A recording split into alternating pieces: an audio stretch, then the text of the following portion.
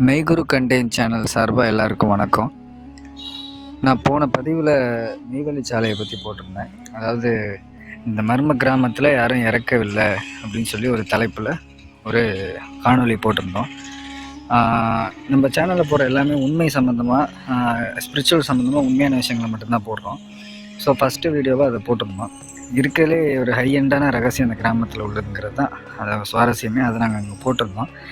மற்றபடி ரொம்ப டீட்டெயிலாக பார்க்கணுன்னா நம்ம நேரில் தான் சில விஷயங்கள் தெரிஞ்சுக்கணும். ஆனால் கோர் அதுதான், கான்செப்ட் அதுதான்.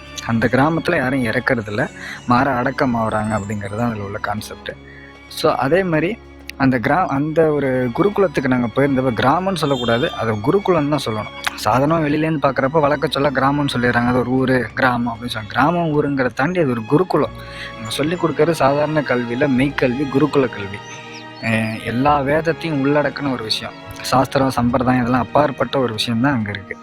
ஸோ அந்த கல்வி நம்ம டைரெக்டாக, ரொம்ப ஒரு டைரெக்டான கல்வி அது.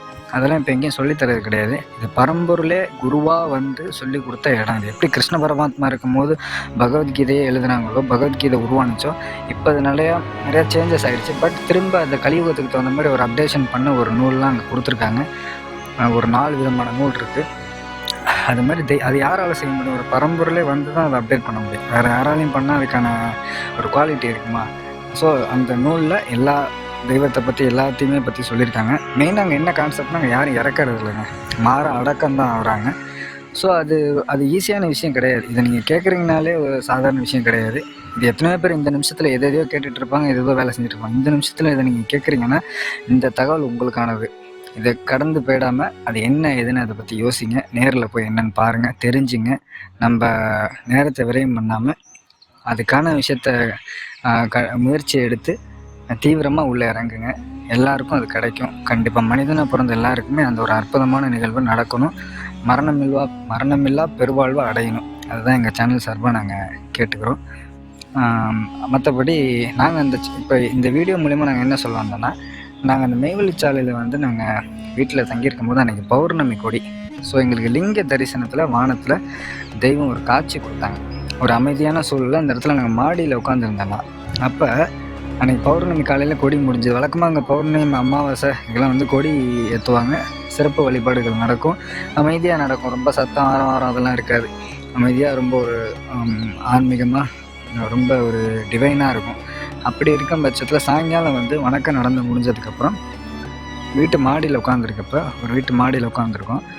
அப்போ உங்களுக்கு பௌர்ணமி டயத்தில் நிலா பளிச்சுன்னு தெரியும் இல்லையா?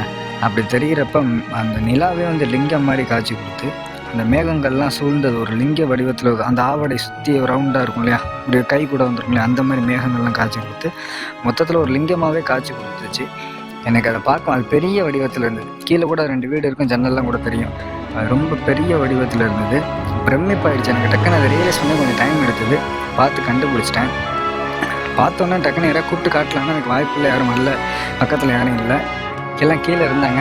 ஆனால் அந்த மேகம் நம்ம அந்த பொசிஷனில் இருக்கும்போது நம்ம ஃபோட்டோ வச்சு எடுத்துகிட்டு கையில் மொபைல் இருந்தது, ஃபோட்டோ எடுத்தேன், வீடியோ எடுத்தேன். ஃபஸ்ட்டு வீடியோவில் அது பதியல. அந்த நிலா வெளிச்சம், நிலா மட்டும்தான் பிரைட்டாக தெரிஞ்சது. சுத்தமாக மொபைலோட கேமராவில் அது வேறு எதுவும் தெரியல, ஃபுல்லாக லிங்கமாக தெரியல. ஆனால் ஃபோட்டோ எடுத்தேன், ஃபோட்டோவில் நல்ல டீட்டெயில் கேப்சர் ஆகிருந்தது. இப்போ அந்த ஃபோட்டோவை உங்களுக்கு நாங்கள் ஷேர் பண்ணோம் அப்படின்னு சொல்லி ஒரு பதிவாக போடுவோம், சின்ன பதிவாக போட்டு இதை நீங்கள் பார்க்கணும் மெயினாக அப்படிங்கிறதுக்காக தான் போடுறேன். ஆன்மீகத்தில் ஆர்வம் உள்ளவங்க இந்த மாதிரி ஒரு குருஸ்தலம் இருக்குங்கிறத தெரிஞ்சுக்கணும். அதுக்கு இது சப்போர்ட்டாக இருக்கும்.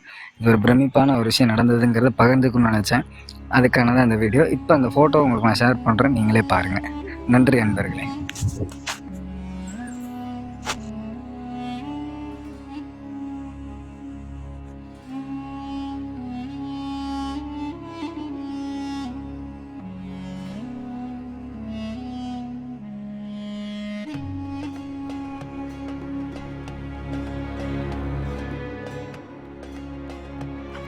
இப்போ நீங்கள் அந்த ஃபோட்டோவில் பார்த்துட்ருக்கிறது அந்த லிங்க வடிவத்தில் இருக்க அந்த மேகத்தில் அந்த பௌர்ணமி நிலா கொடுக்குற காட்சியை தான் பார்க்குறீங்க.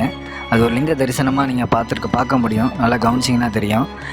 இந்த லிங்கத்துக்கு கீழே இடது பக்கத்தில் தான் அந்த மெய்வெளி சாலையோட குருஸ்தலம் மையமே அங்கே தான் அமைஞ்சிருக்கு. அது அந்த வெளிச்சாலையில் அந்த வீடு நாங்கள் இருந்த வீடு, தங்கியிருந்த வீடு வெளிச்சாலையில் இருக்குது. அந்த வீட்டிலேருந்து பார்க்குறப்ப தான் இந்த காட்சி எனக்கு கிடச்சிது.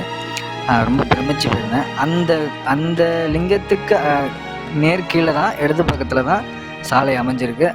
அதை நான் அந்த நேரத்தில் சொல்லிக்க விரும்புகிறேன். நன்றி நண்பர்களே. மேலும் விவரங்கள் தெரிந்து கொள்ள இதே யூடியூப் தளத்தில் நீங்கள் மெய்வழிச்சாலை பற்றி தெரிந்து கொள்ளலாம். இணையதளத்தில் ஆராய்ச்சி செய்து பார்க்கலாம். மேலும் இது போன்ற உண்மை மற்றும் அற்புதமான விஷயங்களை தெரிந்து கொள்ள எங்கள் சேனலுடன் இணைந்திருங்கள். எங்கள் மெய்குரு கண்டேன் சேனலை சப்ஸ்கிரைப் செய்து கொள்ளுங்கள். லைக் செய்து உங்கள் கருத்துக்களை கமெண்டில் தெரிவியுங்கள். மேலும் இது போன்ற சுவாரஸ்யமான உண்மை தொகுப்புகள் வர உள்ளன. மீண்டும் சந்திப்போம். நன்றி அன்பர்களே.